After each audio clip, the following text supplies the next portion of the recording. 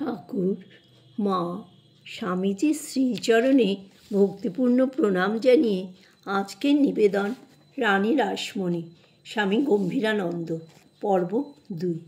রাজচন্দ্র স্বীয় অমায়িকতা, বুদ্ধিমত্তা ও বদান্যতার জন্য তদানীন্তন কলকাতা সমাজে সুপরিচিত ছিলেন। প্রিন্স দ্বারকানাথ ঠাকুর, অক্রীড় দত্ত, কালীপ্রসন্ন সিংহ, রাজা রাধাকান্ত দেব বাহাদুর প্রভৃতির সহিত তাহার ঘনিষ্ঠতা ছিল।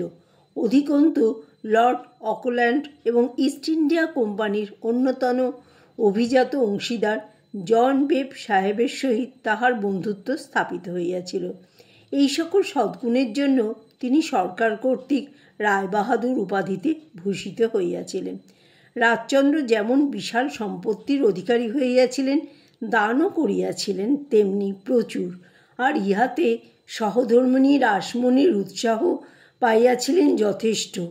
ইহাদের বহু সদ অনুষ্ঠানের মধ্যে কয়েকটি বিশেষ উল্লেখযোগ্য।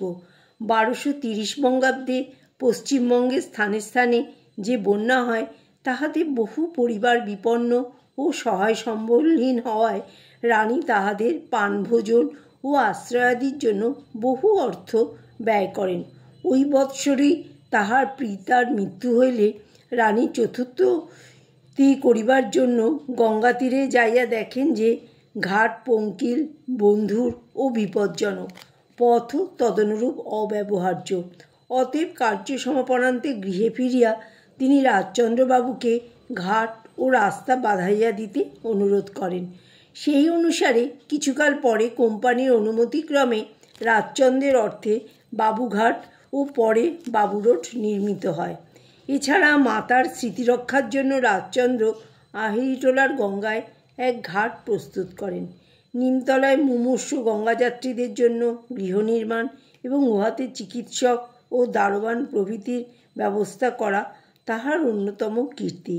মেটকাপ হলে গভর্নমেন্টের পুস্তকালয়ের উন্নতির জন্য তিনি 10,000 টাকা দান করেন। বেলিয়াঘাটার খালের জন্য তিনি নিজ জমি গভর্নমেন্টকে দান করেন এবং উহার বিনিময়ে বিনা ব্যয়ে সাধারণের পারাপারের অনুমতি লাভ করেন। তাহার অপর কীর্তি সাধারণের জন্য চাণকের তালপুকুর খনন। সত্যবাদিতা ও অঙ্গীকার রক্ষার জন্য রাজচন্দ্র সুপরিচিত ছিলেন। হুক ডেভিডসন অ্যান্ড কোম্পানির মুৎসদ্দি রামরতনবাবু তাহার বন্ধু ছিলেন। উক্ত ভদ্রমহোদয়ের অনুরোধে তিনি একবার ওই কোম্পানির মালিককে 1,00,000 টাকা ঋণ দিতে সম্মত হন। পরদিনই প্রকাশ পায় যে সাহেব দেউলিয়া হইয়া গিয়াছেন। রাজচন্দ্র তথাপি পূর্ব প্রতিশ্রুতি অনুসারে ঋণ দিয়াছিলেন। 1213 সালে এই ধর্মপ্রাণ দম্পতির পদ্মমণি নামে একটি কন্যা জাত হয়। 1218 সালে দ্বিতীয় কন্যা কুমারীর ও 1223 অব্দে তৃতীয় কন্যা করুণার এবং 1230 সালে কনিষ্ঠ কন্যা জগদম্বার জন্ম হয়। জগদম্বার জন্মের 4 বৎসর পূর্বে রানী একটি মৃত পুত্র প্রসব করেন। এ যাবৎ ইহারা 71 নং ফ্রি স্কুল স্ট্রিটের দ্বিতল বাটিতে বাস করিতেছিলেন। তারপর রাজচন্দ্র বর্তমান বাটি নির্মাণ করেন। 7 মহলে বিভক্ত এই বাটিতে তখন অনন্য 300 ঘর ছিল। 1220 সালে আরব্ধ হইয়া উহা 1228 সালে সমাপ্ত হয় এবং উহাতে ব্যয় হয় প্রায় 25 লক্ষ টাকা। ইহাই রানী রাসমণির কুঠি নামে অভিহিত। এইরূপে সর্ববিষয়ে সফল কাম এবং অতুল ঐশ্বর্যের অধিকারী হইলেও রাজচন্দ্র স্বল্পায়ু ছিলেন। 1243 সালে মাত্র 49 বৎসর বয়সে তিনি সন্ন্যাস রোগে ইহলোক ত্যাগ করেন। ওই সময়ে তাহার সম্পত্তির মূল্য ছিল অনুমান 80 লক্ষ টাকা। ইহার অধিকাংশই রাজচন্দ্রের সোপার্জিত।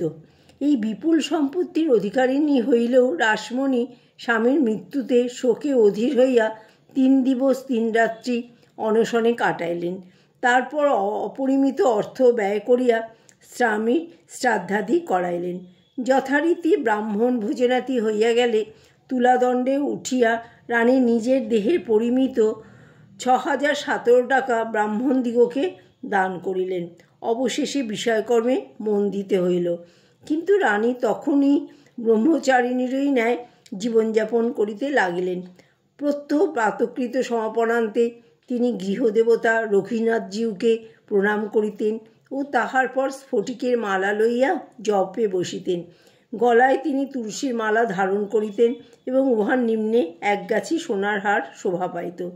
সারাদিন কার্য পরিচালনা ও বিশ্রামাদির পর সন্ধ্যার সময় তিনি আবার দেব অর্চনায় বসিতেন।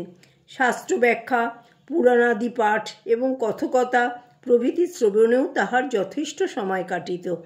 রাজচন্দ্রের পরলোক গমনের পর অনেকেরই মনে সন্দেহ উঠিল যে রানী এই অগাধ সম্পত্তি রক্ষা করিতে পারিবেন কিনা।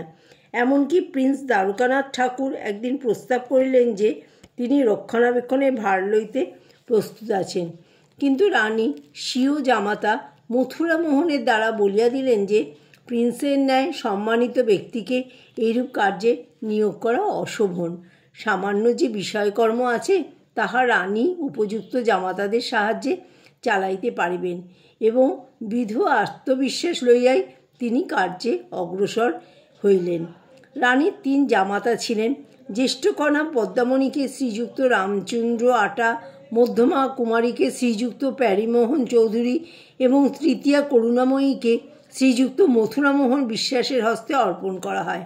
1831 খ্রিস্টাব্দে করুণা পরলোকে গমন করিলে মথুরামোহনের সহিত কনিষ্ঠা জগদম্বার বিবাহ দেওয়া হয়। বিশ্বাসী, কর্মকুশল, ইংরেজি ভাষাবিজ্ঞ, প্রতিভাবান ও স্বধর্মনিষ্ঠ মথুরামোহন রানীর দক্ষিণ হস্তস্বরূপ ছিলেন। রানীর নির্দেশে তিনি সমস্ত বিষয় সম্পত্তির তত্ত্বাবধানে নিযুক্ত থাকিতেন। প্রয়োজন স্থলে আবশ্যকীয় আদেশপত্র, হিসাব ও দলিলাদিতে রানী স্বাক্ষর করিতেন। বিষয়কর্মে যথেষ্ট মনোযোগ দিতে হইলেও রানীর দেবভক্তির কোনো ন্যূনতা ছিল না। দৈনিক পূজা আরাধনা ব্যতীতও তিনি মহাসমারোহে উৎসবাদি করিতেন। সাধারণের রুচি ও রানীর অবস্থা অনুযায়ী উহাতে রাজসিক ধুমধামের প্রাচুর্য লক্ষিত হইলেও এই সকল ক্ষেত্রে তাহার নিজস্ব সাত্ত্বিক ভাবের ব্যতিক্রম হইত না। 1245 বঙ্গাব্দে রথযাত্রার পূর্বে তাহার বাসনা জাগিল যে রৌপ্যময় রথে বসাইয়া দেবতাকে কলকাতার রাস্তায় ভ্রমণ করাইতে হইবে। রানীর ইচ্ছা পালনে সর্বদা তৎপর মথুরামোহন অমনি বিখ্যাত জহুরি হ্যামিল্টন কোম্পানিকে কার্যভার দিতে চাহিলেন। কিন্তু রানী বলিলেন যে দেশি কারিগর থাকিতে বিদেশিকে আহ্বান করা তাহার অভিপ্রেত নহে। অতএব দেশি কারিগর ডাকা হইল এবং যথাসময়ে রথ প্রস্তুত হইয়া গেল।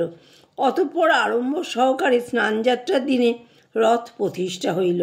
মোট ব্যয় পড়িল 1,22,115 টাকা। রথের দিনে রানীর জামাতারা নগ্ন পদে রথের পুরোভাগে চলিলেন এবং রানীর দৌহিত্র ও দৌহিত্রীগণ বিবিধ যানে আরোহণপূর্বক রথের পশ্চাতে চলিলেন। আর সঙ্গে সঙ্গে চলিল বিরাট শোভাযাত্রা। দুর্গোৎসবেও তিনি প্রায় 50-60 হাজার টাকা খরচ করিতেন এবং ব্রাহ্মণ বিদায়, শতবাদিগকে শাখা সিঁদুর ও বস্ত্রাদিদান এবং আহুত ও অবাহুত দিগের ভূরিভোজনের ব্যবস্থাও থাকিত। জয় ঠাকুর, জয় মা, জয় স্বামীজি।